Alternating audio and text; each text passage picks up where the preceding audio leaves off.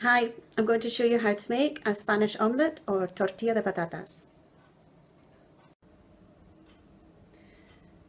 To make your Spanish omelette or tortilla de patatas for 1 or 2 people, you'll need about 4, maybe 5 medium to large size potatoes, the kind that are not floury so that they don't fall too far apart, and 3 or 4 eggs that should be fresh, medium to large eggs as well.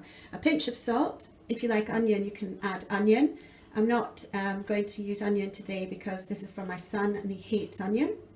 And you also need a heavy based non-stick frying pan. That's really important. A medium one, a medium sized one. I'll just show you mine. Oops, look, there's one I did earlier. This is about, I don't know how big this is, 12 centimeters across, something like that, not very big. So all the potatoes are sliced into thin little slices and they're frying away in a sort of a medium sized, very important non-stick frying pan. And the eggs are pretty big, so I've got 3 eggs in there. I'm just going to beat up. And I use about 4 potatoes, I think.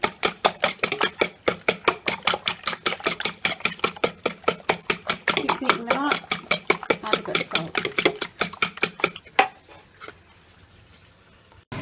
And I'm just going to check and see if the potatoes are ready yet. No.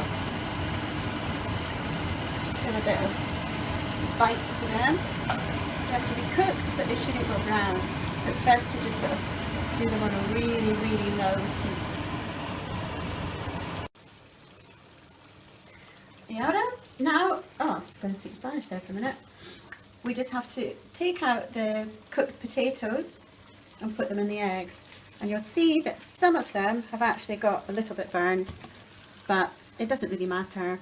And I've never known anybody to complain about that in the past. I find it works best if you use a slotted spoon. And you can also see that I've used a lot of oil in my saucepan. I've got about half, when it started off, nearly half of the frying pan was full of oil, and it's just plain sunflower oil. This actually works better with sunflower oil and not with olive oil. So it's cheaper as well, isn't it? And all we have to do now that we've taken out all the lovely little potatoey bits, I'll just move that off the heat. And all we do now is just mix it up. And if you think, oh, I should have put another egg in there, it's fine. Just beat the egg separately and add it in. And I actually find if you just leave it for a minute or 2, it seems to work a bit better. Don't ask me why. The next thing I do is pour the excess oil into a jar so that I can use that another time. And I just leave about a teaspoon of oil in the pan. Put the heat back on again, but quite a low heat. You don't want it to burn. And you just chuck the mixture in. And in fact, this tortilla is just really for 1 or 2 people. So you'll see it's not massive. It's not taking up the whole pan. And you can use a spoon just to press down a bit on the top. And we just need to leave it to cook for a couple of minutes, and you can see that it's starting to cook when it starts to set on the top, and you can actually see that it's beginning to set on the top. Right, I can smell that this is actually cooking quite a lot on the on the base. I hope it's not burning. So I'm just going to take my plate, flat plate, put it over the top, put your hand firmly on the plate, turn it over, out it comes. Okay.